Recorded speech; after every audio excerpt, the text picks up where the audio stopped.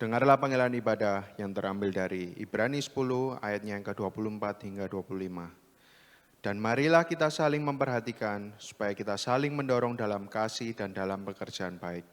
Janganlah kita menjauhkan diri dari pertemuan-pertemuan ibadah kita seperti dibiasakan oleh beberapa orang. Tetapi marilah kita saling menasihati dan semakin giat melakukannya menjelang hari Tuhan yang mendekat. Sebelum memasuki ibadah pada pagi hari ini, mari kita siapkan hati dan pikiran, kita ambil saat teduh sejenak di hadapan Tuhan.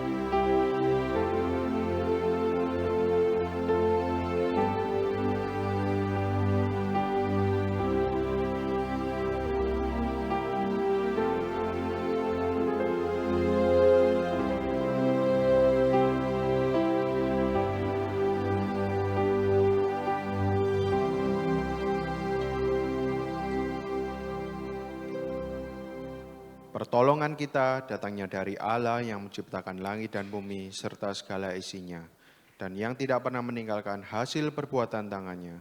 Turunlah kiranya atas kita kasih karunia dari Allah Bapa, Putra, dan Roh Kudus. Amin. Shalom jemaat yang terkasih. Di pagi yang indah ini, mari kita memberikan pengagungan dan penghormatan tertinggi hanya bagi Allah Tritunggal. Bersama kita naikkan hormat bagi Allah Bapa.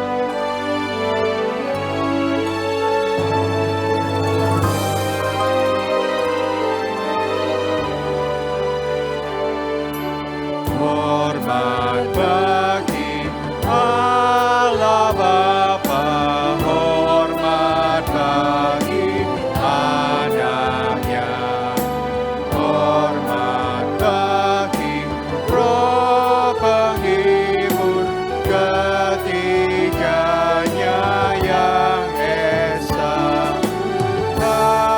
Haleluya, haleluya, ketiganya yang esa.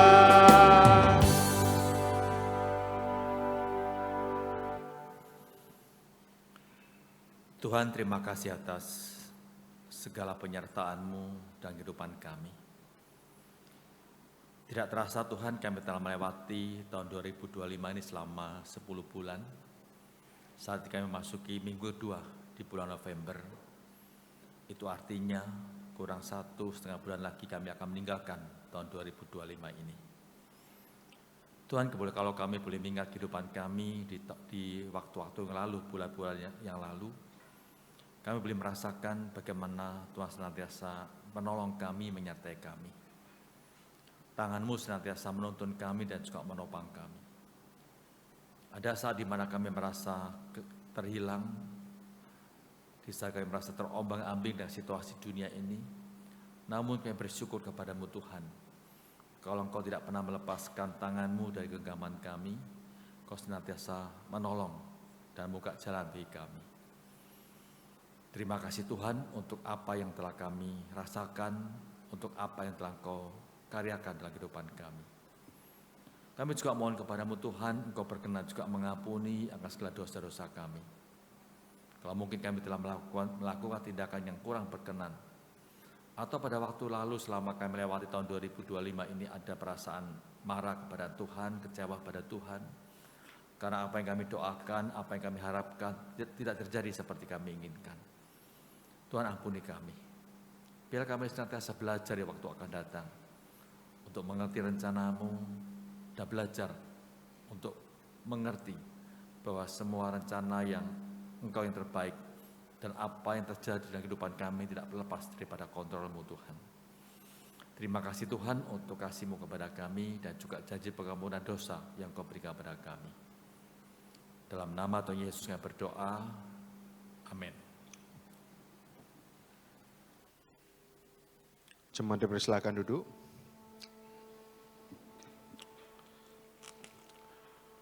Mari dengan senap hati kita datang ke hadirat-Nya, menaikkan syukur hanya baginya. Kita mau sujud, menyembah, meninggikan, dan mengagungkan Dia. Kemuliaan hanya bagi nama-Nya. Tuhan hadir Di bait kudus-Nya, saat umat mencari wajah-Nya, berseru, berdoa, bersujud menyembah, dan menikmati kehadiran-Nya. Tuhan mau dekat. Tuhan mau dekat dengan umat-Nya yang datang dengan senap hatinya, berseru, berdoa, bersujud menyembah, dan menikmati kehadiran-Nya.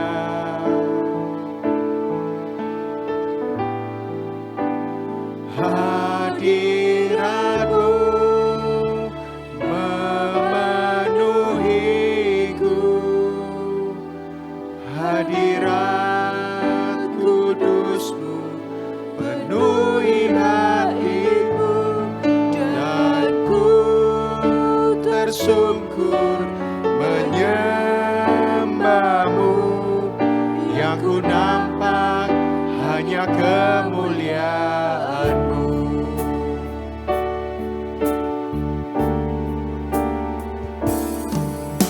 Tuhan hadir di bait kudus-Nya,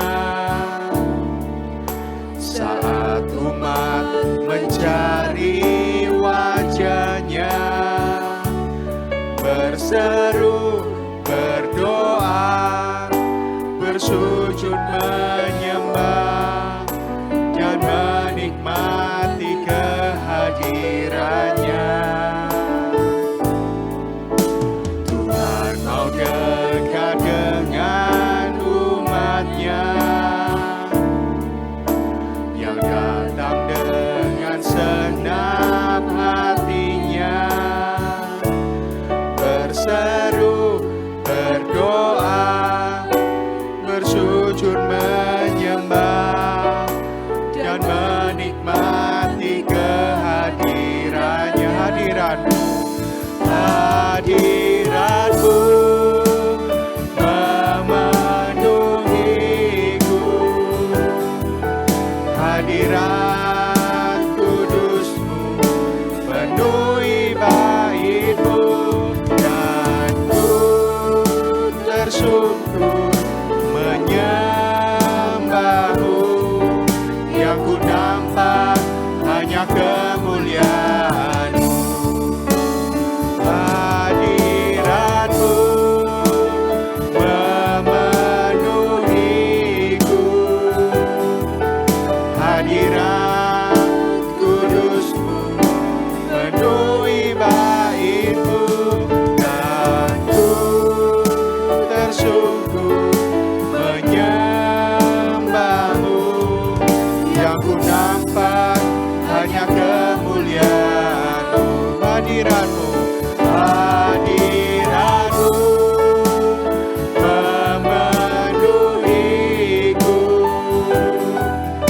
hadirat kudus-Mu penuhi bait-Mu, dan ku tersungkur menyembah-Mu, yang ku nampak hanya kemuliaan-Mu, dan ku tersungkur menyembah-Mu, yang ku nampak hanya kemuliaan-Mu, yang ku nampak hanya kemuliaan-Mu.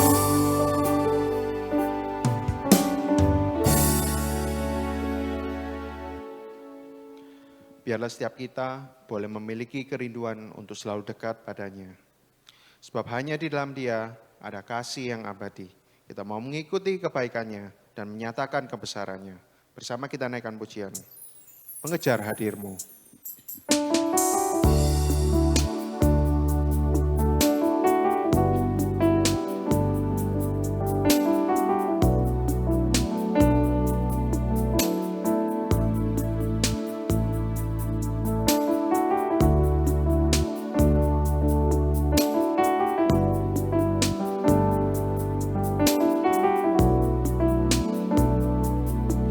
Dekat padamu, itu rinduku. Dekat padamu, itu rinduku. Setiap kataku, setiap kataku, kau pun menunggu.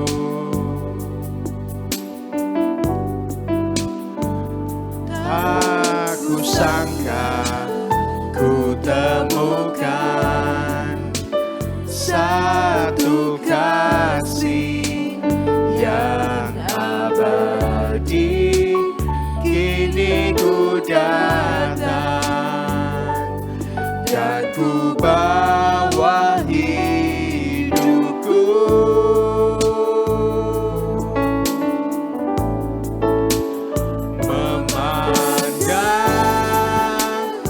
Wajahmu mengikuti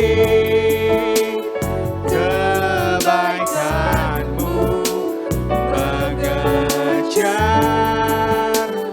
hadirmu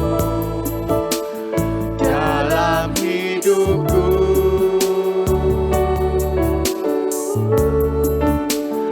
Membawa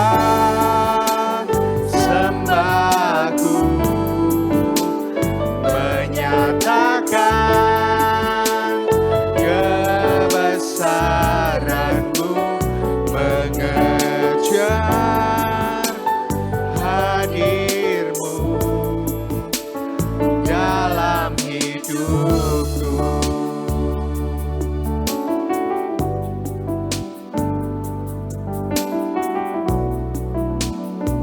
Kita ulangi pujian ini dari awal. Dekat padamu. Dekat padamu, itu rinduku.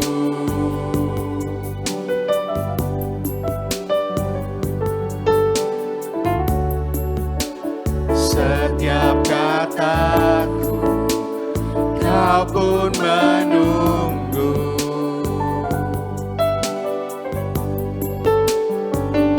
Tak kusangka temukan satu kasih yang abadi. Kini ku datang dan ku bawa hidupku.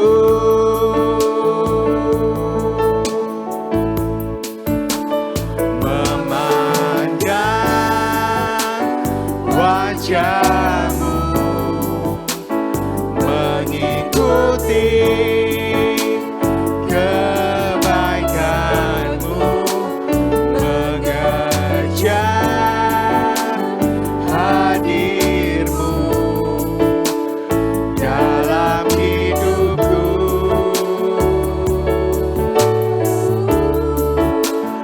Membawa sembahku, menyatakan kebesaranmu, mengejar hadirmu dalam hidupku. Memandang wajahmu, memandang wajahmu, mengikuti kebaikanmu, mengejar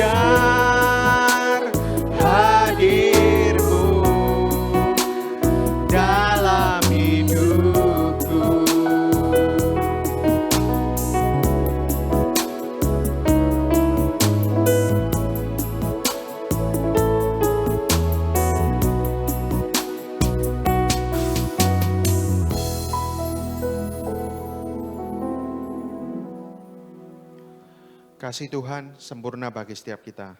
Biarlah melalui teladan Tuhan Yesus, kita juga mau membagikan kasih-Nya untuk sesama. Mari kita siapkan hati untuk menyambut firman Tuhan. Kita pujikan, kasih pasti lemah lembut.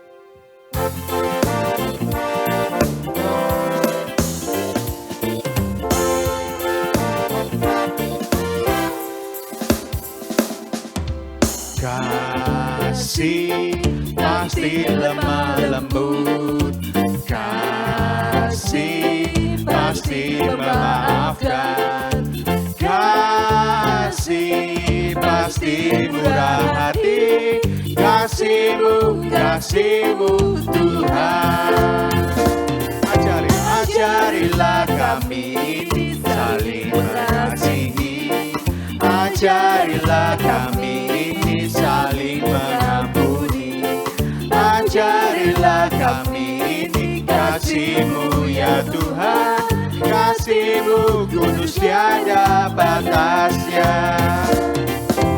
Kasih pasti lemah lembut, kasih pasti memaafkan, kasih pasti murah hati, kasih-Mu Tuhan. Saya undang semaku baik berdiri. Ajarilah kami ini saling mengasihi, ajarilah kami ini saling mengampuni, ajarilah kami ini kasih-Mu ya Tuhan, kasih-Mu kudus tiada batasnya. Ajarilah kami ini saling mengasihi, ajarilah kami ini saling mengampuni, ajarilah kami ini kasih-Mu ya Tuhan, kasih-Mu kudus tiada batasnya. Kasih-Mu kudus tiada batasnya, kasih-Mu kudus tiada batasnya.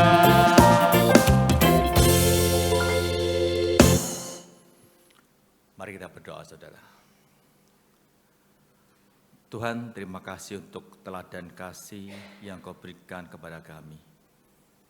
Seperti lagu yang baru kami nyanyikan, kasih itulah melembut, memaafkan, mengampuni. Kasih itu tidak memandang bulu, tidak memandang siapa yang menjadi orang-orang sekitar kami. Biar kami belajar Tuhan untuk mempunyai kasih seperti Engkau, kasih yang telah kami terima, dan itu bisa kami wujud nyatakan dalam kehidupan kami. Tuhan, pada hari ini kami kembali akan belajar firman-Mu. Engkau berkenan berbicara kepada kami, supaya kami boleh mengerti dengan apa yang kami pelajari, kami dengar, dan kami renungkan. Tuhan boleh berbicara kepada setiap jemaat-Mu melalui Roh Kudus-Mu, agar mereka bisa mengerti. Demikian juga Engkau juga berkenan berbicara kepada hamba-Mu yang menyampaikannya. Tuhan mengetahui keterbatasannya dan ketidakmampuannya. Kami mohon kepada-Mu Tuhan, perlengkapi hamba-Mu dengan Roh Kudus-Mu agar apa yang disampaikan bisa dimengerti oleh jemaat-Mu. Terima kasih ya Tuhan. Dalam nama Tuhan Yesus kami berdoa. Amin. Silakan duduk Bapak Ibu.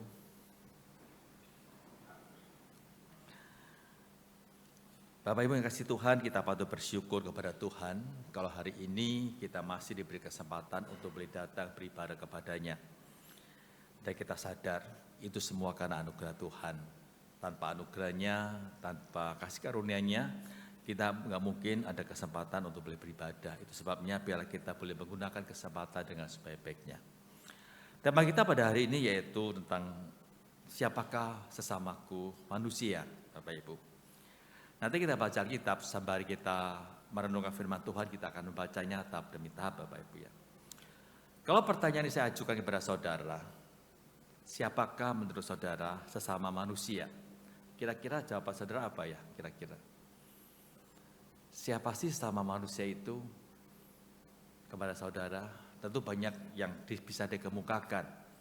Mungkin sebagian juga mengatakan sesamaku manusia itu adalah orang-orang selevel dengan saya, yang satu suku dengan saya, yang satu pokoknya sesuatu yang dekat dengan saya, itulah sesamaku manusia. Di luar itu Tidak, bukan.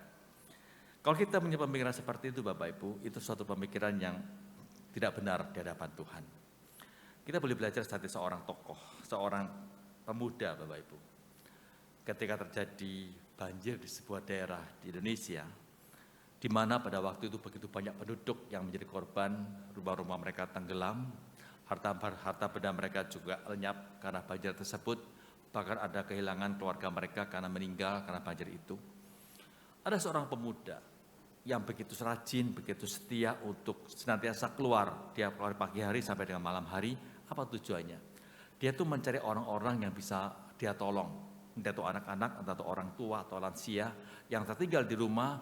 Dia kunjungi, dia datangi, kemudian dia bawa, naikkan perahu tersebut, perahu karetnya, dibawa ke tempat pengungsian supaya selamat Bapak Ibu. Dan waktu dia menolong itu, dia sama sekali nggak melihat siapa kamu dan siapa saya. Semua orang dia tolong. Dari suku apapun, dari agama apapun dia tolong Bapak Ibu. Suatu ketika ada seorang bapak yang penasaran dengan pemuda ini. Atas kegigihan dia dan juga kerelaan dia menolong orang lain. Kemudian bapak ini bertanya seperti ini Bapak Ibu.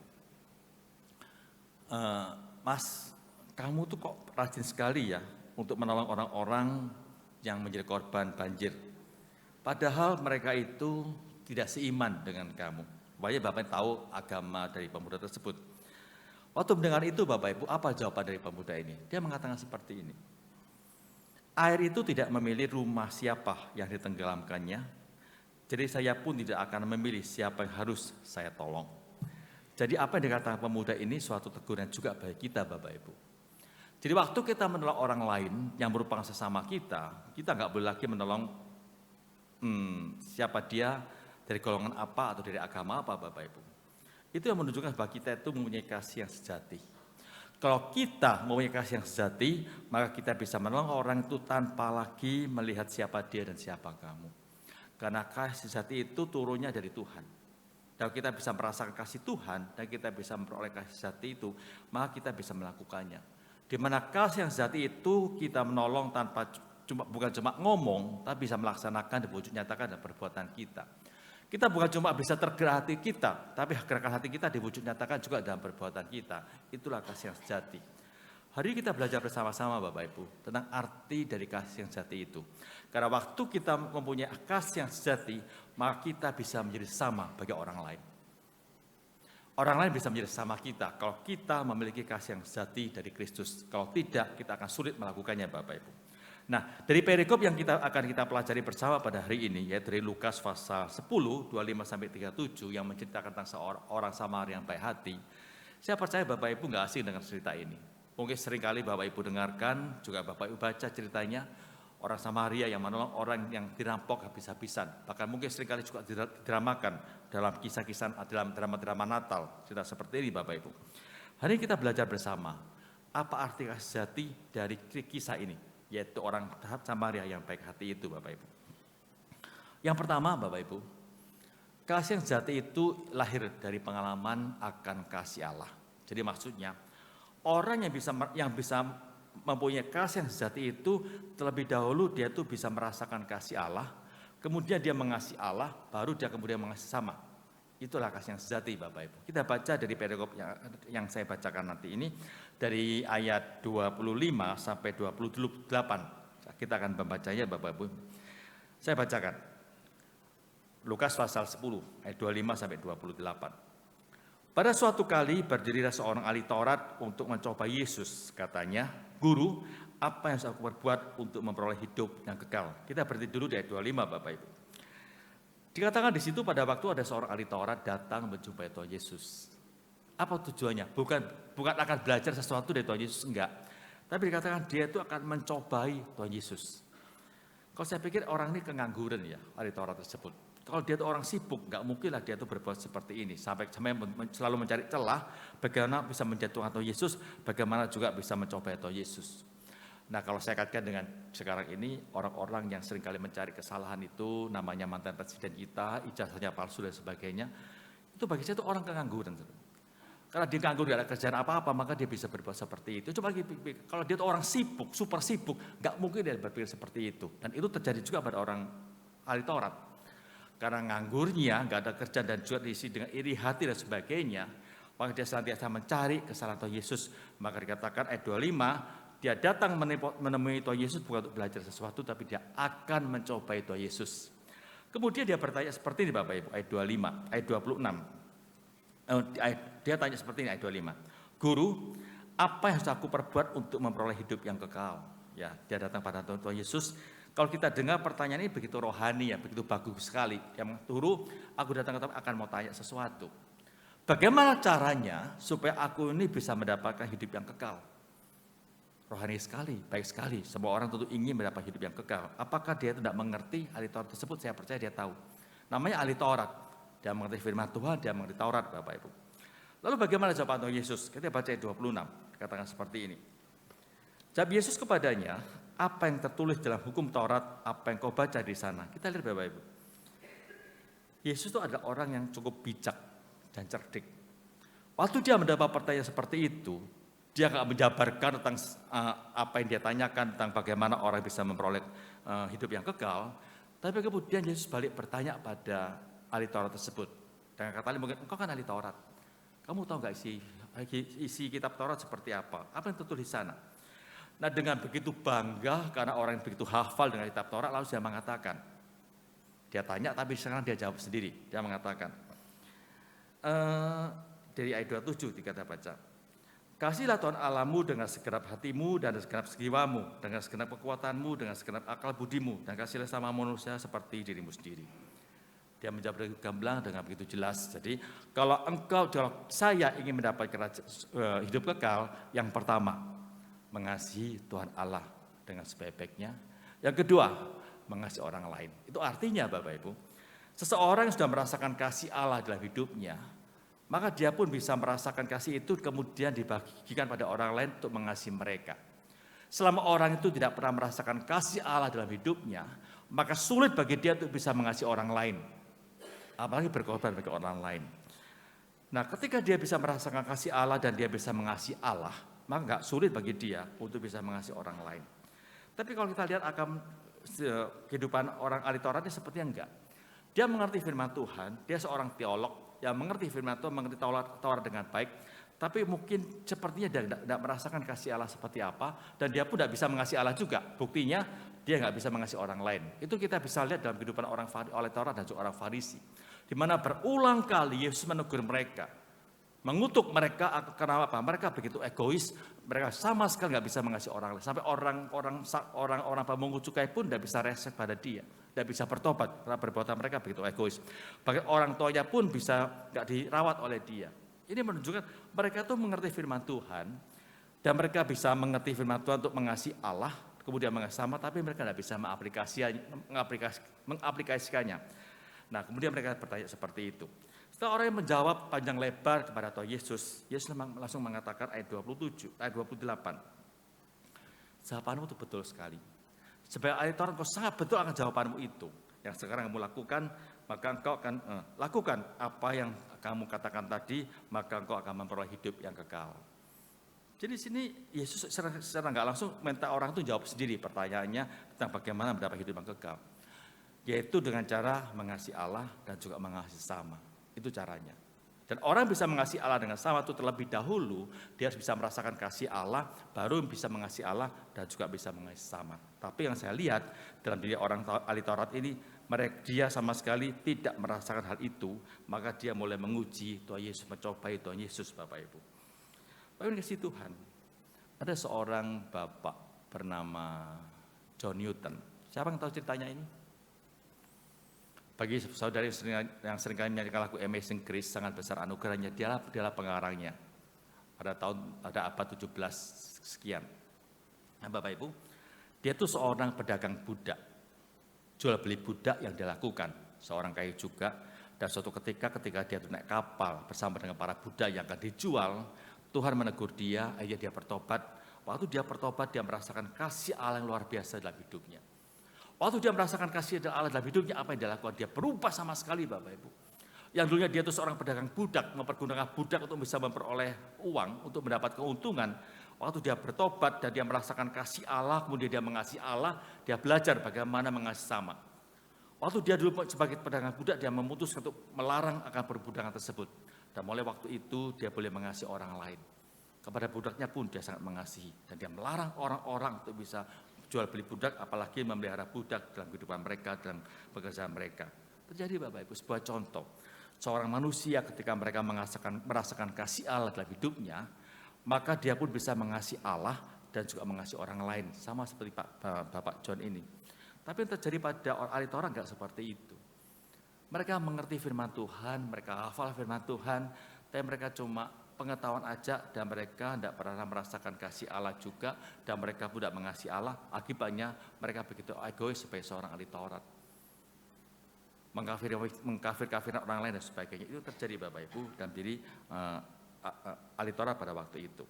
Sekarang pertanyaan kita Bapak Ibu seorang Kristen, baik saya dan juga saudara, tentu kita semua sudah pernah merasakan kasih Tuhan bukan? Waktu kita percaya pada Tuhan Yesus sebagai juru selamat kita bisa merasa kasih Tuhan dalam kehidupan kita. Pertanyaan saya sekarang, apakah saudara mengasihi Allah, mengasihi Tuhan? Dan kalau saudara bisa mengasihi Tuhan, apakah saudara juga bisa mengasihi orang lain di sekitar saudara? Kalau saudara nggak pernah mengasihi orang lain, maka patut dipertanyakan kasih saudara kepada Tuhan.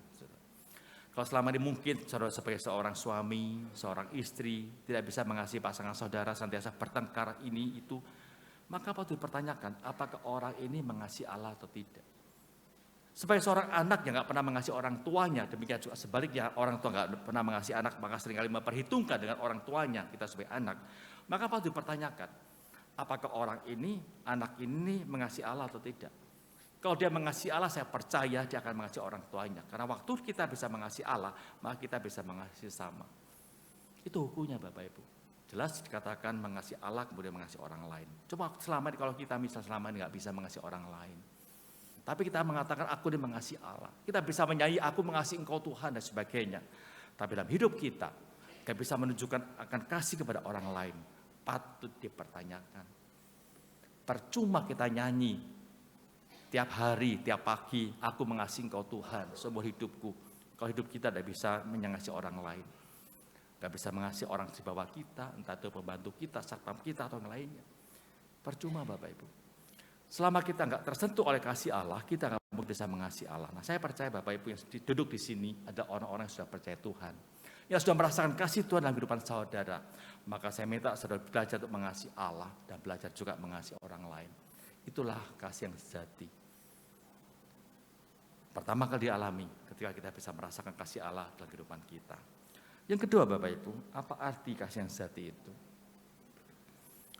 Kasih yang sejati itu tidak membedakan suku, agama, dan status sosial. Mari kita baca Bapak Ibu, ayat Lukas 10, ayat 29 sampai 33. Dikatakan seperti ini Bapak Ibu. Tetapi untuk membenarkan dirinya, orang itu berkata kepada Yesus, dan siapakah sesamaku manusia? Jadi Bapak Ibu, waktu Yesus dia mengatakan mengasihi Tuhan, mengasihi sama dari kitab Taurat yang dia pelajari, Yesus mengatakan perjawaban itu benar. Lakukan apa yang kamu katakan. Orang ahli Taurat mulai bingung, bagaimana dia bisa melakukannya. Selama ini dia membenci orang lain, membenci orang-orang berdosa, pemungut cukai, perempuan berzina dia benci. Dia juga nggak suka dengan orang-orang di luar Yahudi, mereka adalah orang-orang kafir, bukan masuk hitungan masuk dalam kerajaan Allah. Dan mereka selama nggak bersahabat, musuhan dengan mereka. Waktu Yesus mengatakan, lakukan itu untuk mengasihi orang lain. Maka mereka mulai cari cara bagaimana caranya supaya apa yang dilakukan itu benar di hadapan Tuhan. Dia tanya pada Tuhan Yesus, Tuhan, sebetulnya siapa sih sama manusia itu?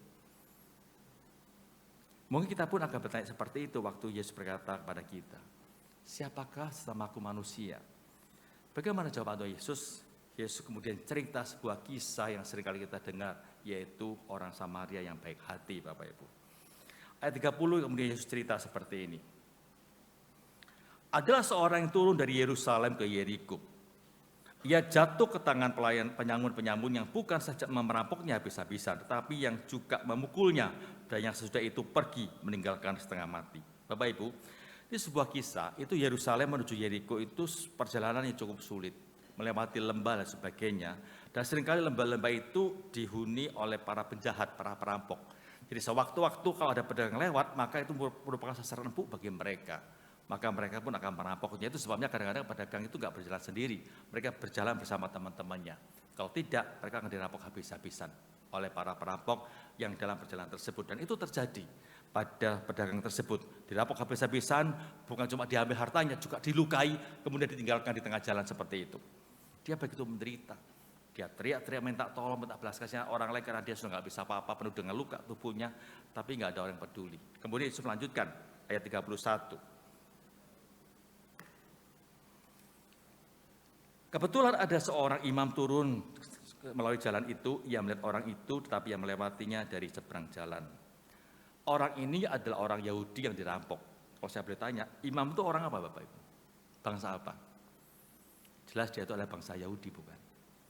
Ini orang Yahudi yang tergeletak nggak bisa apa-apa. Kemudian datang seorang imam yang juga orang Yahudi lewat. Dan dia lihat akan orang menderita kesakitan, merintih kesakitan seperti itu. Tapi waktu dia melihat itu nggak berbuat apa-apa, cuma dilihat gitu aja, kemudian meninggalkan begitu saja. Ini orang Yahudi, orang beriman, mengerti firman Tuhan. Yang kedua, siapa dia yang lewat? 32. Demikian juga seorang Lewi datang ke tempat itu. Ketika ia melihat orang itu, ia melewatinya dari seberang jalan. Kita lihat, mendekat pun tidak orang ini Bapak Ibu. Orang Lewi itu orang pilihan Allah yang dipilih sebagai seorang imam, orang-orang tokoh agama pada waktu itu, tokoh-tokoh dalam gereja, dalam bait Allah. Nah, waktu dia melihat orang ini lagi sekarat, menderita kesakitan, datang pun enggak, coba lihat dari seberang jalan, kemudian ditinggal begitu saja. Dua-duanya orang Yahudi. Ini orang Yahudi, seorang imam, satunya lagi seorang Lewi. Yesus ingin tanya, coba kamu lihat, dua orang ini. Itu lihat sama-sama orang Yahudi loh, gak dipedulikan sama sekali. Satu tokoh lagi muncul, oleh Yesus diceritakan. Seorang bangsa yang tidak mereka sukai, yaitu bangsa Samaria. 33. Lalu datang seorang Samaria yang sedang dalam perjalanan ke tempat itu. Dan ketika ia melihat orang itu, tergeraklah hatinya oleh belas kasihan. Luar biasa Bapak Ibu. Dua orang pertama, orang imam dan juga orang Lewi, waktu lihat orang sakit itu, menderita merintih, gak berbuat apa-apa, dilihat bahkan mungkin lihat pun tidak, ditinggalkan begitu saja. Mungkin mereka masih banyak kesibukan, masih akan melayani di gereja, di bait Allah dan sebagainya. Tapi itu nggak kita pelajari lagi. Tapi yang jelas mereka tidak peduli lagi pada orang ini. Muncul seorang Samaria yang merupakan musuh orang Yahudi yang bukan orang Yahudi. Bagi mereka orang kafir, orang asing yang nggak layak masuk dalam kerajaan Allah. Kemudian waktu melihat itu dikatakan di sana hatinya tergerak oleh belas kasihan berbuat sesuatu pada orang yang menderita tersebut. Bagaimana bisa Bapak Ibu? Bagaimana bisa orang imam dan juga orang Lewi itu yang mengenal firman Tuhan, yang hafal dengan firman Tuhan nggak berbuat apa-apa. Tapi bagaimana seorang Samaria yang menurut mereka itu orang buangan, bukan orang pilihan Allah, bisa berbuat seperti itu? Kalau saya simpulkan Bapak Ibu, orang Samaria mungkin dia nggak mengenal firman Tuhan dengan baik, tapi setidaknya dia mengerti apa itu hukum Taurat. Karena bagaimanapun juga dia itu belajar hukum Taurat juga. Cuma itu sebabnya mereka dimusuhi, mereka membuat bait Allah sendiri, bukan lagi di Yerusalem. Nah, di mana mereka itu juga merasakan kasih yang luar biasa ketika dia melihat orang lain itu menderita, nggak ada hati yang tergerak hatinya untuk menolong, untuk berbuat sesuatu. Beda dengan dua orang tadi yang cuma pintar secara teologi, pintar secara agama, tapi nggak berbuat sesuatu. Tapi ini orang yang mungkin nggak mengerti apa-apa mengenai firman Tuhan, tapi bisa berbuat sesuatu. Seperti orang ini sudah merasakan kasih Allah dalam hidupnya. Dan dia pun mengasihi Allah, maka dia bisa berbuat sesuatu bagi orang lain, Bapak Ibu. Itu yang terjadi, yang merupakan suatu hal yang begitu memalukan juga bagi orang Yahudi. Jadi waktu Yesus cerita seperti ini, itu boleh dikatakan menempel orang Yahudi pada waktu itu. Kamu coba lihat, kamu orang Yahudi, mengerti firman Tuhan, ada dua orang Yahudi, waktu orang itu menderita, nggak menolong sama sekali. Muncul orang lainnya bukan Yahudi, tapi dia menolong dengan begitu luar biasa, hatinya tergerak oleh belas kasihan. Yang dua orang tidak tergerak sama sekali, tapi satu orang tergerak hatinya oleh belas kasihan, turun tangan untuk bisa menolong dia. Siapa sama manusia? Itu yang menjadi pertanyaan Yesus kepada orang Yahudi pada waktu itu. Sini kita lihat Bapak Ibu, mengapa orang-orang imam dan juga Lewi itu gak berbuat sesuatu? Karena mereka belum merasakan kasih Allah, dan mereka pun tidak mengasihi Allah, sehingga mereka pun tidak mengasihi orang lain. Mereka cuma pintar secara teologi, secara kitab saja, dan mereka secara aplikasi nggak ada sama sekali. Kasihan sekali orang seperti ini. Bahkan mungkin kita bisa terjebak dalam seperti itu Bapak Ibu. Kita orang sebagai hamba Tuhan, misal kita pinter, khotbah, kita teologi kita luar biasa, kita bisa debat dan sebagainya. Bahkan mungkin kita juga seorang orang Kristen yang begitu ahli dalam firman Tuhan. Tapi seringkali itu cuma sebagai pengetahuan yang enggak teraplikasi dalam kehidupan kita. Itu nol di hadapan Allah, enggak ada artinya sama sekali. Itu artinya kita belum mendapatkan kasih yang sejati Bapak Ibu. Sebuah contoh Bapak Ibu. John Wesley, seorang pendeta terkenal pada zamannya pada waktu itu yang banyak berkhotbah. Menurut cerita Bapak Ibu, meskipun dia itu seorang hamba Tuhan, seorang pengkhotbah, tapi dia tuh kalau melayani orang tuh pilih-pilih. Jadi kalau misalnya ada jemaat yang nggak terlalu kaya, jemaat miskin, dia nggak mau melayani. Padahal dia tuh orang pengkhotbah yang mengerti firman Tuhan, yang senantiasa mengkhotbahkannya. Suatu kali Allah menegur dia. Waktu Allah menegur dia, dia betul-betul bisa merasakan kasih Allah. Dia pun mengasihi Allah, dia berubah 180 derajat. Apa yang terjadi? Waktu dia berubah dan dia merasakan kasih Allah dalam kehidupan dia, sekarang dia yang dulu menolak akan melayani orang-orang yang terbuang, orang-orang yang bagi dia itu nggak ada manfaatnya, dia mulai datang pada orang miskin, melayani mereka, berkhotbah pada mereka. Perubahan terjadi. Itu kalau orang sudah merasakan kasih Allah dalam hidupnya dan dia pun mengasihi Allah, maka dia bisa berbuat seperti itu. Nah sekarang pertanyaan kita sekarang untuk kita sendiri Bapak Ibu, sampai zaman kita mau peduli pada orang lain Bapak Ibu. Memang zaman sekarang itu nggak mudah kita bisa menolong orang lain karena kita banyak seringkali mendengar tipuan-tipuan terjadi, orang berpura-pura dan sebagainya. Tapi itu bukan alasan bagi kita untuk tidak menolong orang lain. Kita bisa menolong orang lain dengan cara yang lain. Mungkin melalui suatu wadah-wadah tertentu kita bisa menolong mereka dalam kesulitan. Tapi seringkali kita mulai membekukan hati kita untuk tidak berbuat sesuatu. Padahal kita mengatakan, aku orang Kristen, aku Kristus kecil, aku mengenal kasih Allah, aku mengerti firman Tuhan. Tapi kita nggak bisa menyatakan kasih kita pada orang lain juga. Bahkan pada keluarga kita pun kita nggak melakukannya. Memalukan sekali. Itu jelas sangat mendukakan hati Tuhan. Nantinya waktu kita dipanggil Tuhan, kita akan diusir. Tuhan mengatakan, aku tidak mengenal engkau kok. Karena engkau nggak bisa berbuat apa yang kuperintahkan kepadamu. Kamu cuma omong kosong tok. Cuma pinter ngomong, tapi nggak bisa melakukannya. Jangan sampai kita seperti itu Bapak Ibu. Milikilah kasih yang sejati yang tidak membeda-bedakan dalam mengasihi orang lain untuk menjadi sesama bagi kita. Yang ketiga Bapak Ibu, kasih yang sejati itu adalah dimulai dari hati yang tergerak hatinya dan berlanjut dengan tindakan dan juga perbuatan. Artinya kasih yang sejati itu bukan cuma ngomong, bukan cuma kasihan orang itu sakno, orang bukan seperti itu. Tapi ketika kita mengatakan kasihan kita sakno, tapi kita mau berbuat sesuatu, melangkah, bergerak untuk berbuat sesuatu yang ke depan lagi. Gak cuma tinggal diam di tempat duduk, itu sakno orang tapi sudah lewat begitu aja. Gak seperti itu bukan namanya bukan kasih yang sejati. Dan Allah tidak mengendaki seperti itu. Sama seperti orang Samaria kita lihat tadi Bapak Ibu. Coba kita baca ayat berikutnya dari orang Samaria ini Bapak Ibu. Ayat 33 sampai 35 dikatakan seperti ini. Kita perhatikan baik-baik. Lalu datang seorang Samaria yang sedang dalam perjalanan ke tempat itu.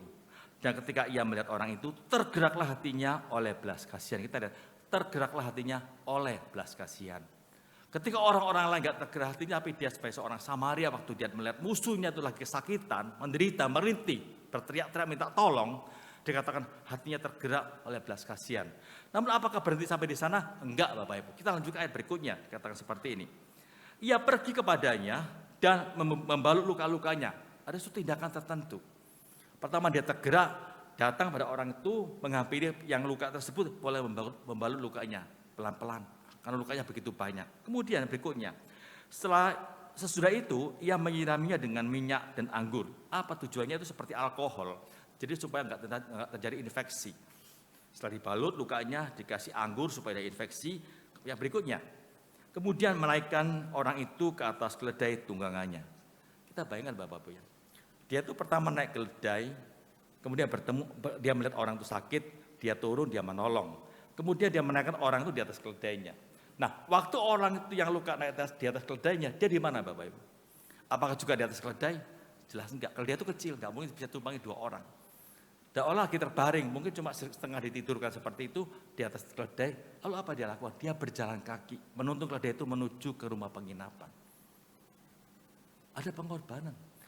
Hatinya tergerak belas kasihan, bukan cuma sampai di sana, tapi dia turun tangan, membalut lukanya, memberi anggur supaya nggak infeksi, kemudian dia membawa orang itu di atas keledai, dan dia rela berjalan di samping keledai itu, membawa orang sakit tersebut menuju ke rumah penginapan.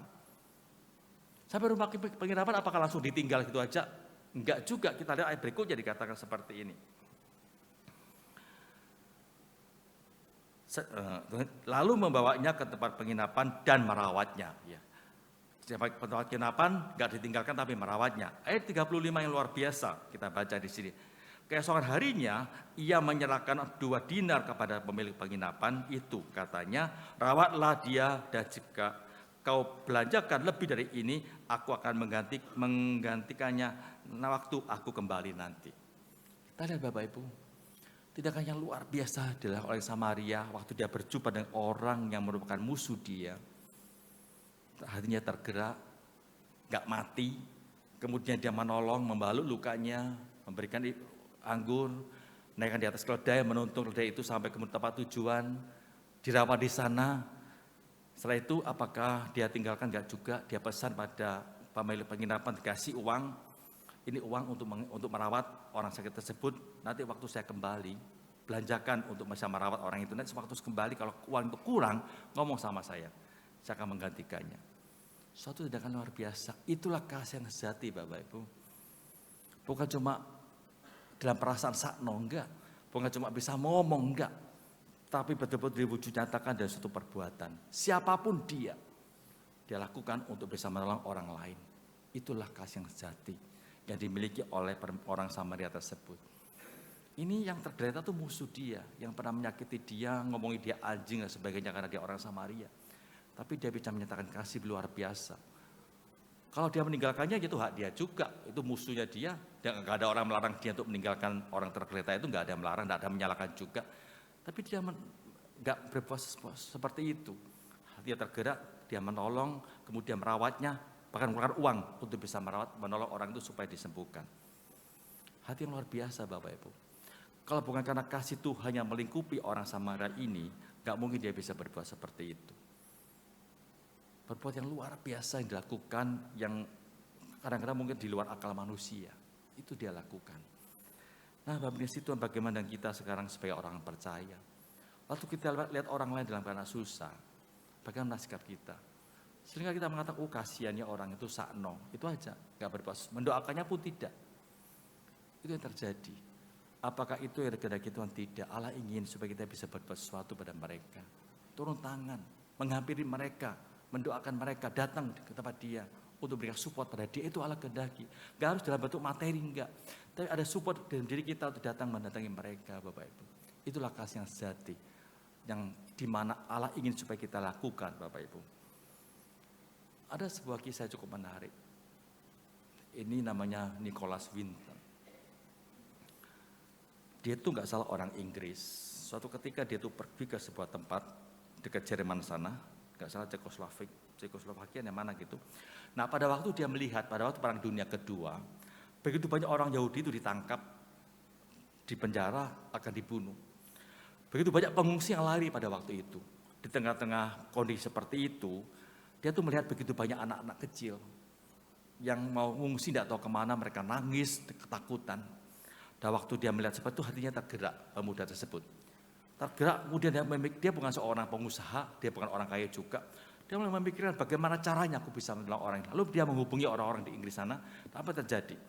Dia mulai menolong anak-anak satu persatu, ditolong, diungsikan supaya tidak ditangkap oleh tentara Nazi untuk dihukum mati oleh mereka.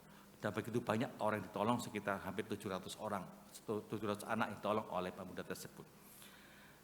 Pemuda ini tidak pernah menceritakan pengalamannya pada orang lain, dia cuma menyimpannya dalam hati, cuma menuliskannya dalam sebuah agenda. Suatu ketika istrinya itu membaca agendanya, baru tahu apa yang dilakukan oleh suaminya selama ini. Dia melihat nama-nama, list nama dari orang-orang yang pernah ditolong tersebut. Akhirnya kemudian istrinya cerita pada seseorang, terdengar oleh sebuah stasiun yaitu BBC, dia dipanggil untuk wawancarai. Waktu itu dikumpulkan begitu banyak orang kumpul untuk mendengarkan akan apa yang dia ceritakan, pengalaman dia waktu menolong orang Yahudi pada waktu itu. Selesai acara, kemudian pemimpin acara tanya pada pengunjung, siapa di antara kalian yang pernah ditolong oleh Bapak ini? banyak orang berdiri, angkat tangan. Mereka sudah berusia, sudah jadi orang tua, akhirnya sudah menjadi kakek nenek. Mereka berdiri. Dan mereka mengatakan, kami pernah ditolong oleh Bapak Nikolas. Seandainya kami nggak ditolong, mungkin hidup kami sudah nggak ada lagi sekarang. Sudah dibantai, sudah menjadi sabun di tangan tentara Nazi. Tapi karena Bapak ini, Nikolas, kami boleh mendapatkan keselamatan dan sekarang masih hidup. Tapi ini si Tuhan. Bagi Nikolas orang Yahudi bukan siapa-siapa. Itu bangsa lain. Tapi waktu dia melihat begitu banyak anak menderita, ketakutan karena akan ditangkap oleh tentara Nazi, hatinya tergerak oleh belas kasihan.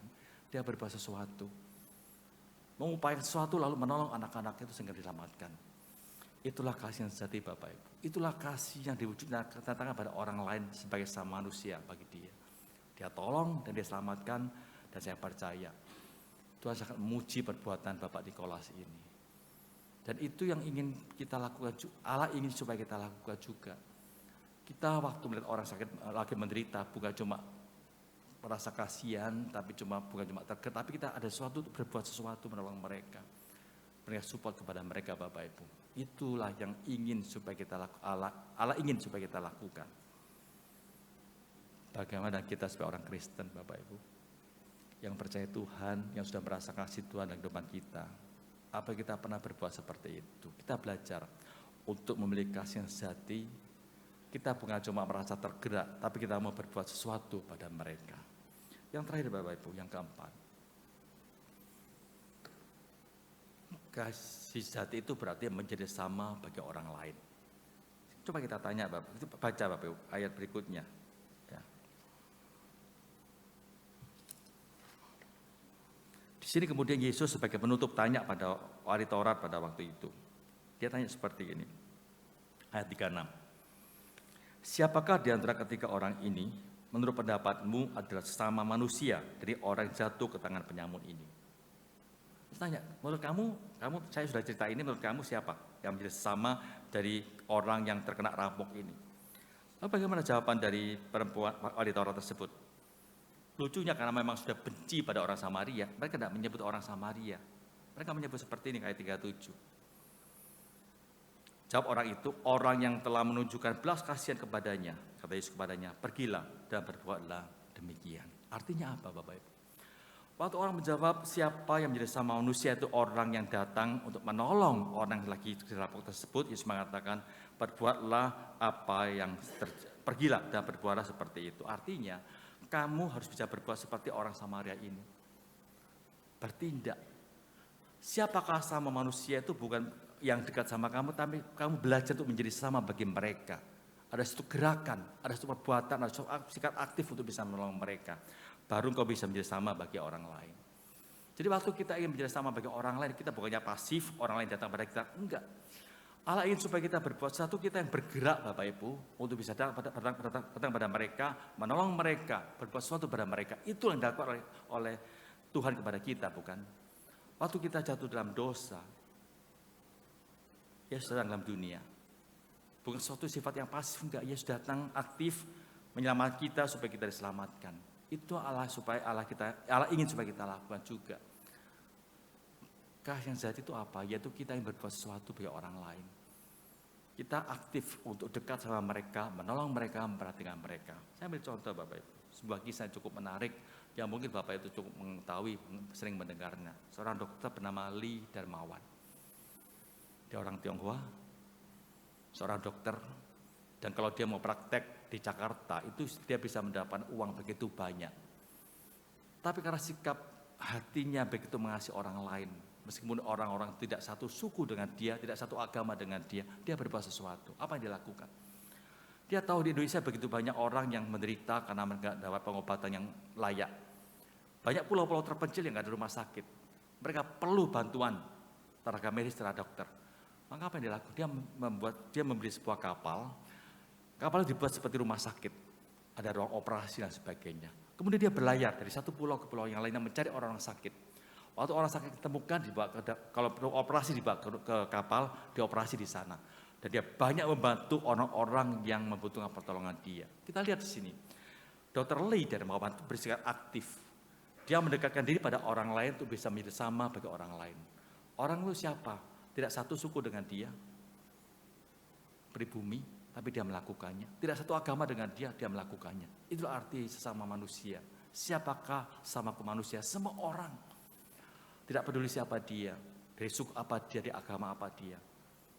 Perlu kita tolong dan kita belajar untuk bergerak mendekat sama mereka, bukan menjauh. Kalau kita mendekat, baru kita bisa menjadi sama bagi mereka. Kalau kita nggak pernah mendekat, bagaimana kita bisa menjadi sama bagi mereka? Mungkin Bapak Ibu. Jadi ini memberikan teladan bagi kita. Bahwa kalau kita ingin menjadi sama bagi orang lain, kita harus bergerak sesuatu, mendekat pada mereka, dan mereka pun bisa menjadi sama bagi kita Bapak Ibu. Kami dikasih Tuhan, sebagai penutup saya akan bacakan ini bagi Bapak Ibu sekalian. Kasih yang sejati itu bukanlah kasih yang menunggu, melainkan kasih yang bergerak, aktif, bergerak sesuatu untuk melakukan sesuatu. Kasih yang sejati itu tidak berhenti di mulut, tapi turun ke tangan dan kaki kita. Itulah kasih yang sejati. Nah, kalau kita bisa melakukan semuanya itulah kita mendekat pada orang, kita bisa menjadi sama bagi orang itu. Dan itu yang dilakukan Tuhan Yesus pada kita. Dari surga, dia datang dalam dunia. Dia aktif berbuat sesuatu. Dia bukan cuma ngomong, tapi berbuat sesuatu mati bagi kita orang berdosa. Supaya kita diselamatkan. Dan Allah ingin kita belajar seperti Tuhan Yesus untuk menjadi sama bagi orang lain. Memiliki kasih yang sejati, bukan cuma ngomong, tapi juga bisa melakukannya. Bukan cuma pasif, tapi aktif untuk mendekati mereka yang menjadi sama bagi kita. Kalau kita bisa melakukan semuanya ini, maka hidup kita bisa memuliakan Tuhan. Dan saya percaya, banyak orang terberkati dan mereka bisa merasakan kasih Tuhan dalam kehidupan mereka. Mari kita berdoa Bapak Ibu. Tuhan, terima kasih untuk firman-Mu pada hari ini. Kembali kami diingatkan Tuhan, bagaimana seharusnya kami bertindak sebagai anak-anak Tuhan yang sudah merasakan kasih Allah dalam kehidupan kami. Biarlah kami juga belajar bagaimana mengasihi Engkau, bukan cuma indah dalam nyanyian kami, indah dalam doa-doa kami, tapi betul-betul diwujud nyatakan dalam perbuatan kami. Waktu kami mengasihi Engkau, maka secara tidak langsung kami pun akan mengasihi orang lain yang membutuhkan pertolongan, yang membutuhkan uluran tangan kami. Dan kami juga belajar untuk menjadi sama bagi orang lain. Meskipun mereka itu mungkin beda suku dengan kami, beda iman dengan kami, beda kepercayaan, beda latar belakang. Namun kami tahu mereka adalah orang-orang dikasihi Tuhan. Mereka adalah ciptaan Tuhan. Maka kami juga belajar bagaimana kami bisa menjadi sesama bagi mereka. Bukan suatu hal yang mudah Tuhan. Semuanya mohon pertolongan-Mu, kekuatan-Mu, hikmat-Mu untuk bisa berbuat sesuatu bagi orang lain. Dan tentu kami juga mohon hikmat Tuhan, supaya kami tidak salah gunakan oleh orang lain. Kami bisa melakukan sesuatu yang berarti, yang tepat pada sasaran. Tolong kami Tuhan. Dalam nama Tuhan Yesus kami berdoa. Amin. Bapak Ibu, kita akan bersama-sama memasuki perjamuan kudus pada pagi hari ini. Bagi Bapak Ibu yang sudah terima baptisan dewasa dan juga sidi, silakan untuk menerima roti dan anggur perjamuan. Bagi yang belum atau masih baptis anak, jangan menerimanya Bapak Ibu. Dan saya kembali ingatkan, roti dan anggur ini ada sebuah lambang yang menyatakan kasih Kristus kepada kita. Darahnya menyucikan segala dosa-dosa kita. Tanpa pengorbanannya, tanpa kasihnya, hidup kita itu gak ada pengharapan. Namun sekarang karena kasihnya kepada kita, darahnya tercurah di atas kayu salib menebus dosa-dosa kita, hidup kita ada pengharapan. Dalam dunia kita cuma sementara Bapak Ibu. Suatu ketika kita pun akan melewati dunia ini. Entah kapan. Tapi ada janji pasti bagi orang percaya. Darah Kristus sudah mengampuni segala dosa kita. Maka ada harapan pasti. Kerajaan Allah diberikan pada orang yang percaya pada Dia. Itulah harapan kita satu-satunya. Itu sebabnya dunia boleh bergelora, dunia boleh menyakiti kita. Tapi kita jangan putus asa. Ada Tuhan yang senantiasa menolong kita. Yang senantiasa memperhatikan kita. Dan akan menyambut kita dengan sukacita kalau kita kembali ke sana. Asal kita boleh percaya pada Dia sebagai Tuhan dan Juru Selamat kita. Sebelum kita bersama-sama masuk ke perjamuan kudus, saya mengajak Bapak Ibu untuk menyanyi bersama dari KPK 397.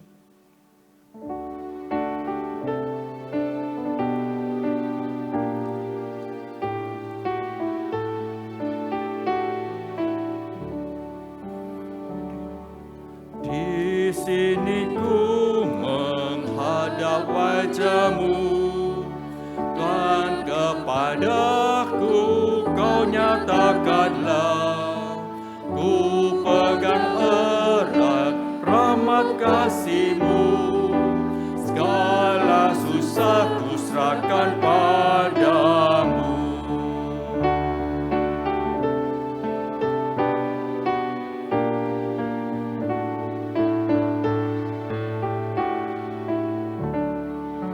Pecahkan roti, ku mengenang-Mu.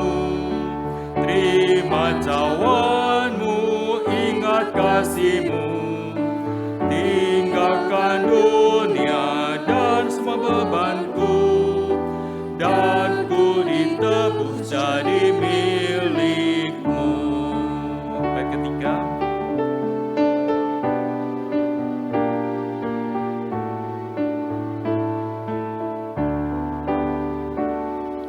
Tak seorang pun dapat menolong, hanya lengan-Mu yang menopangku, dan kasih-Mu yang memuaskanku. Kau sandaranku, Kaulah Tuhanku. Saya mengajak saudara untuk menyanyikan lagi bait yang kedua, pecahkan roti untuk mengenang kasih Tuhan.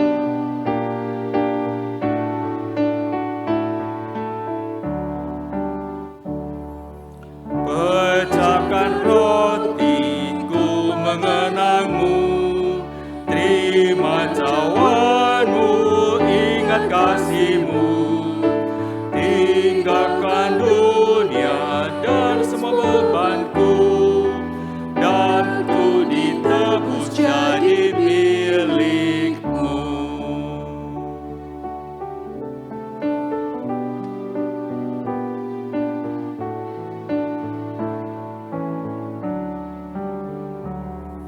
Saya mengajak Bapak Ibu untuk mengambil saat teduh di hadapan Tuhan. Mari kita berdiam diri di hadapan Tuhan Bapak Ibu. Kita memeriksa kehidupan kita masing-masing. Dosa apa yang masih ada dalam kehidupan kita. Mungkin selama ini kita nggak bisa menyatakan kasih kepada orang lain. Kasih sejati masih belum ada dalam hati kita. Dalam mengasihi orang lain kita masih pilih-pilih. Dalam mengasihi orang lain kita masih seringkali ada dendam, ada kemarahan kepada orang-orang sekitar kita. Mungkin keluarga kita, orang tua kita, mertua kita, anak-anak kita, menantu kita, ataupun yang lainnya.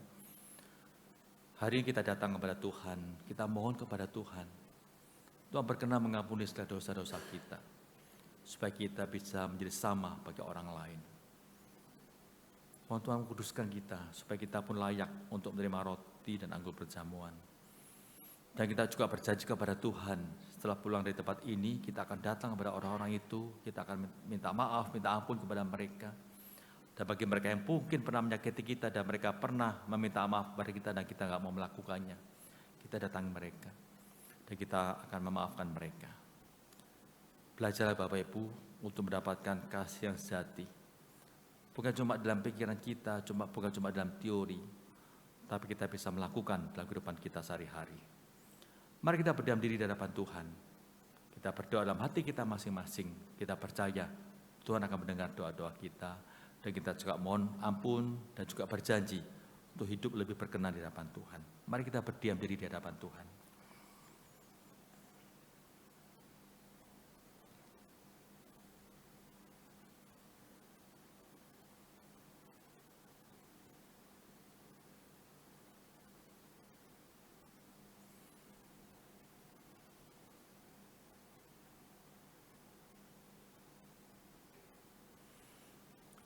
Saya persilakan dengan kasih Ibu Erni untuk berdoa bagi kesiapan kita untuk menerima roti dan anggur perjamuan pada pagi hari ini.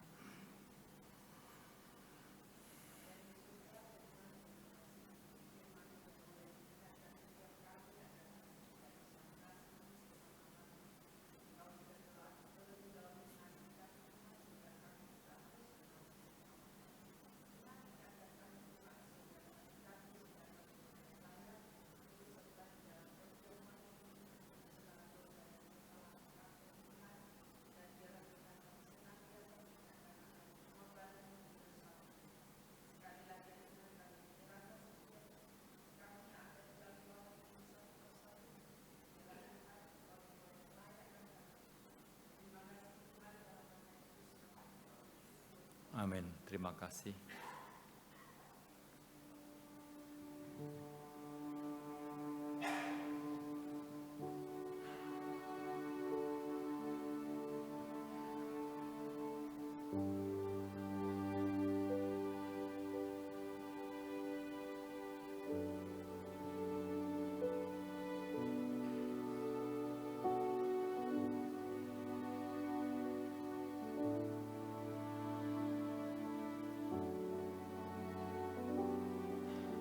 Bapak Ibu, Paskah merupakan hari raya yang paling penting bagi bangsa Israel.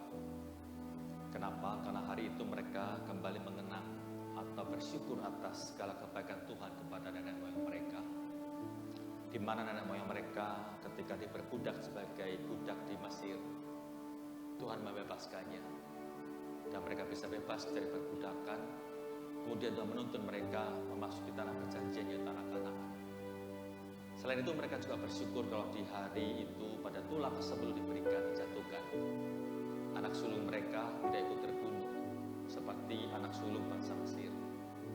Mengapa? Karena pada hari itu di pintu rumah mereka masing-masing dioleskan dengan darah anak domba. Maka sebagai bangsa Israel mereka senantiasa bersyukur tiap tahun mereka merayakannya, mereka memperingatinya, dan mereka senantiasa memuji Tuhan atas apa yang Tuhan karyakan kepada bangsa mereka. Nah, sebagai bangsa Israel, Yesus pun berbuat seperti itu. Sejak kecil mereka pun bersama dengan orang tuanya merayakan Paskah. Dan ketika dia selama pelayanan 3 tahun bersama murid-muridnya, maka dia pun mengajak murid-muridnya untuk merayakan Paskah. Hari itu merupakan hari terakhir sebelum dia naik ke atas kayu salib, dan mengajak murid-muridnya untuk makan malam bersama. Sama-sama bersyukur atas Paskah yang mereka rayakan pada hari itu. Dalam makan malam bersama itu, Yesus mengambil sebuah roti. Dia mengucap syukur kepada Allah Bapa, kemudian memberkatinya. Setelah itu dia membaca-bacakannya dan memberikan pada muridnya serta berkata, "Ambillah dan makanlah, inilah tubuhku." Kemudian Yesus mengambil sebuah cawan yang berisi anggur. Kembali dia mengucap syukur kepada Allah Bapa, kemudian memberkatinya.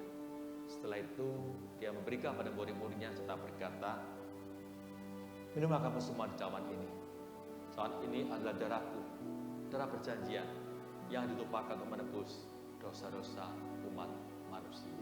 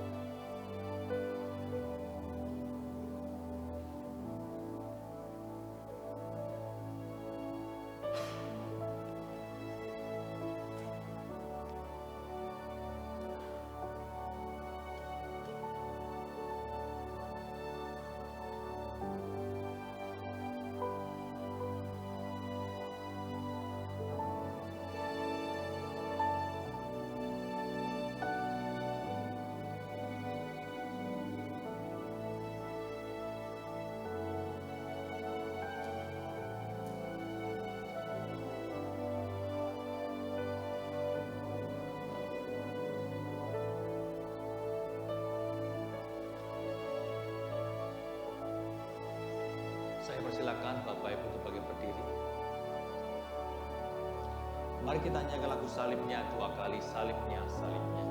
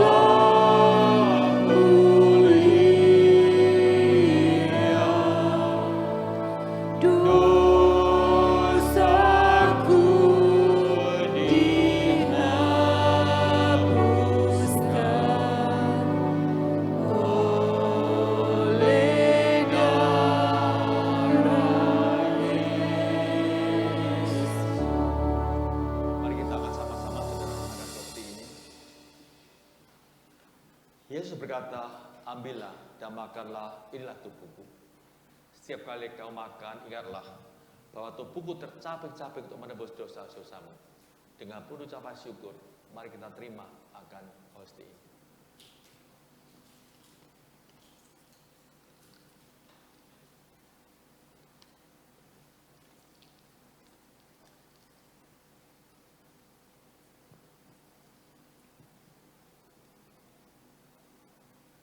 Sekarang mari kita angkat bersama-sama cawan yang berisi anggur.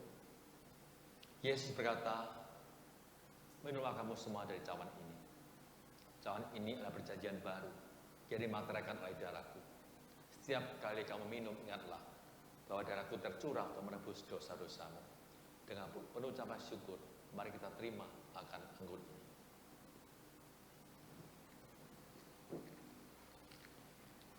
Mari kita berdoa. Saya persilakan dengan kasih penginjil Louis untuk berdoa.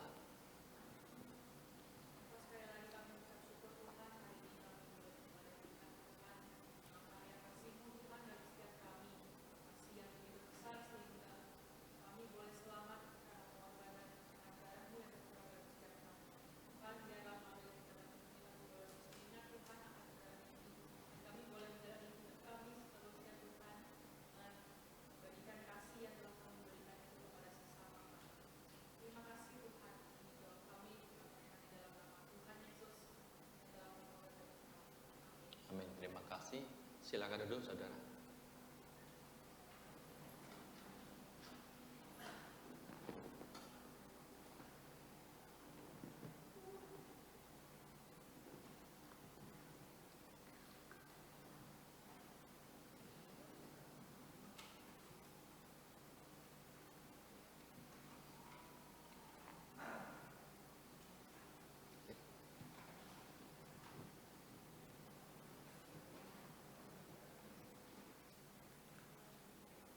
Bapak Ibu, mari kita bersama-sama berdoa untuk 2 hal dalam doa syafaat kita.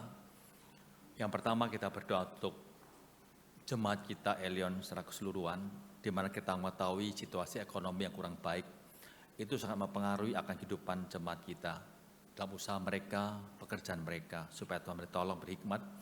Yang kedua, kita juga berdoa untuk negara Indonesia, supaya Tuhan juga beri tolong dan berbelas kasihan untuk negara kita. Mari kita berdoa. Tuhan, kami mengucap syukur kepadamu atas pimpinanmu kepada kami, Gereja Elion. Kami juga berdoa Tuhan untuk jemaat-Mu di Gereja Elion ini secara keseluruhan. Kami serahkan dalam tangan-Mu Tuhan. Tuhan, Kau mengetahui akan situasi ekonomi negara kami dalam kondisi yang tidak baik-baik saja. Banyak kesulitan dihadapi oleh para pengusaha, para pekerja, para pedagang. Sehingga mereka serba sulit saat ini, bahkan income pun mereka sangat terpengaruh dalam hal ini. Kami mohon kepada-Mu Tuhan di saat-saat seperti ini, biarlah anak-anak-Mu supaya orang percaya, supaya orang beriman. Mereka senantiasa tetap percaya pada Tuhan, pada pimpinan Tuhan. Dan mereka juga mohon kepadamu Tuhan supaya Tuhan berkenan memberi hikmat kepada mereka untuk bisa memikirkan bagaimana mengatasi akan kesulitan yang mereka hadapi saat ini. Kami percaya Tuhan, Engkau mengetahui kondisi mereka masing-masing, dan kami percaya Engkau pun akan menolong mereka. Itu sebabnya kami serahkan mereka masing-masing ke dalam tangan-Mu. Kami juga berdoa untuk negara kami Indonesia Tuhan. Kondisi negara kami pun juga tidak baik-baik saja. Banyak hal terjadi di negara kami ini, banyak intoleransi terjadi juga untuk kami para minoritas. Kami mohon kepadamu Tuhan supaya Tuhan boleh menegur hati para orang-orang duduk dalam pemerintahan, presiden dan juga wakilnya. Mereka boleh memikirkan bagaimana mereka boleh mengembangkan, memajukan kondisi ekonomi akan negara kami Indonesia ini, dan mereka juga boleh memikirkan akan bagaimana mereka bisa mensejahterakan rakyat Indonesia. Janganlah mereka cuma sibuk dengan hal-hal yang tidak terlalu penting, sibuk dengan sesuatu yang bagi mereka, bagi kami itu sesuatu yang bukan yang utama. Biarlah mereka bisa memilah antara yang utama dengan tidak utama, di mana mereka betul-betul memikirkan rakyat Indonesia untuk pertumbuhan ekonomi dan juga kesejahteraan mereka. Tolong mereka Tuhan, mereka bukan cuma mencari nama, mencari panggung, namun mereka sebagai pejabat, mereka betul-betul ada hati yang rindu untuk bisa menolong rakyat mereka yang sedang dalam kondisi yang tidak baik-baik saja ini. Terima kasih Tuhan. Dalam nama Tuhan Yesus kami berdoa. Amin. Saya persilakan Bapak Ibu untuk bangkit berdiri. Mari kita bersama-sama dengan semua umat Kristen di sepanjang abad, sepanjang zaman, untuk menyatakan iman kita, pengakuan iman rasuli. Aku percaya kepada Allah, Bapa yang Maha Kuasa, langit, kalik, dan bumi. Dan kepada Yesus Kristus, anak yang tunggal Tuhan kita, yang dikandung dari Roh Kudus, lahir dari anak darah Maria, yang menderita sengsara di bawah pemerintahan Pontius Pilatus, disalibkan, mati, dan dikuburkan, turun ke dalam kerajaan maut. Pada hari ketiga, bangkit pula dari antara orang mati, naik ke surga, duduk di sebelah Allah, Bapa yang Maha Kuasa. Dan dari sana akan datang untuk menghakimi orang yang hidup dan yang mati. Aku percaya kepada Roh Kudus, gereja yang kudus dan am, persekutuan orang kudus, pengampunan dosa, kebangkitan tubuh, dan hidup yang kekal. Amin. Silakan duduk Bapak Ibu.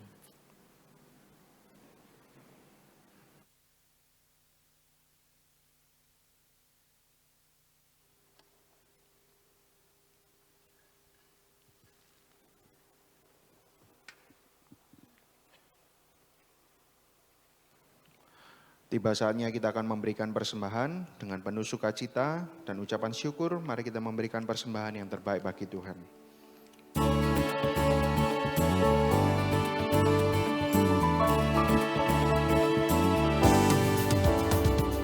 Pakai hidupku ini, seluruh roh dan jiwaku. Pakai tanganku ini, hatiku digerakkan kasih-Mu. Pakai kakiku ini, tiap langkah ikut-Mu. Pakai suaraku ini, selamanya memuji Kristus Tuhan.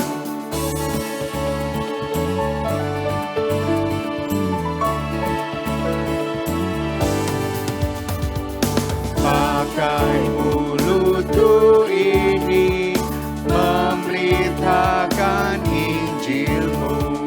Pakai hartaku ini, seluruhnya bagi-Mu.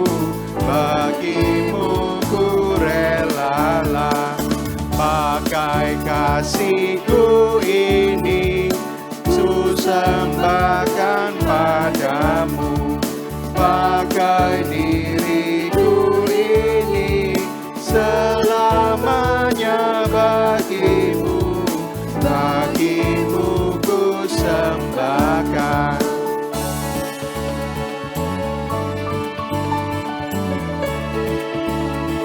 Pakai hidupku. Pakai hidupku ini, seluruh roh dan jiwaku. Pakai tangan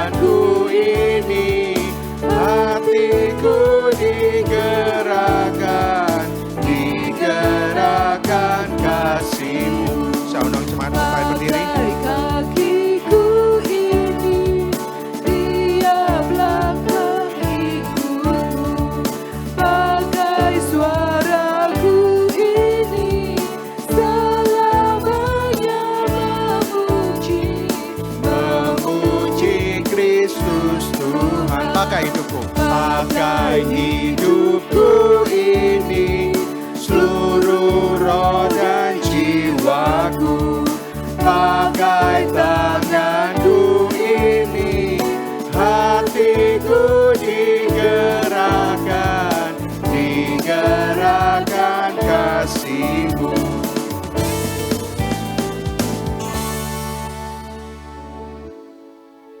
Bapa di surga, kami bersyukur ya Tuhan, selama seminggu Kau telah memelihara setiap kami ya Tuhan. Saat ini kami telah memberikan persembahan, kiranya Kau mau memakai persembahan kami ini, menyucikannya untuk Kau gunakan untuk kemuliaan nama-Mu ya Tuhan.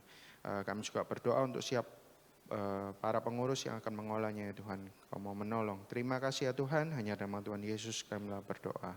Amin. Biar segala puji, hormat, dan kemuliaan kita naikkan hanya bagi Allah Tritunggal. Doksologi.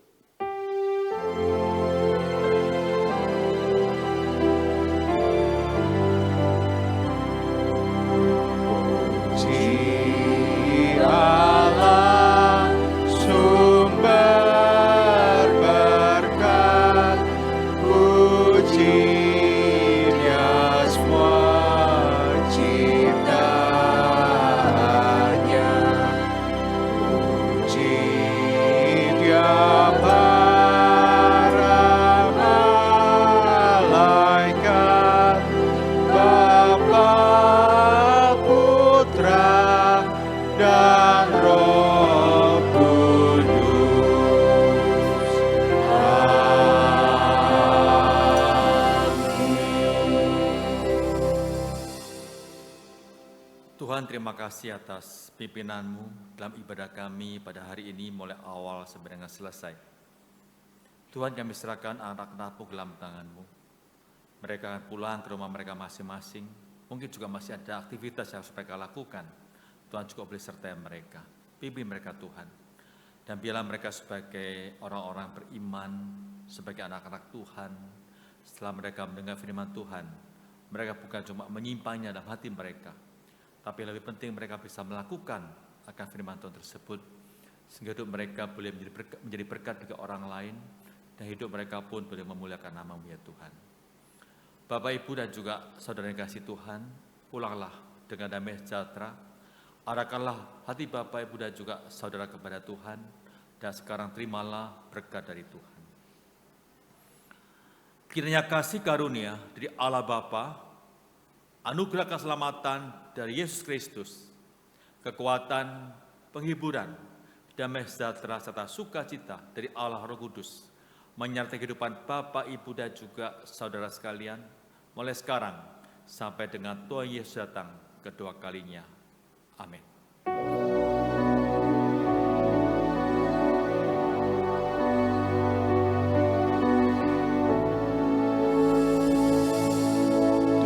Tuhan melindungi kau, Tuhan memberkati kau, kiranya wajah-Nya menyinari kau, Tuhan memberi anugerah-Nya. Damai sejahtera. Amin.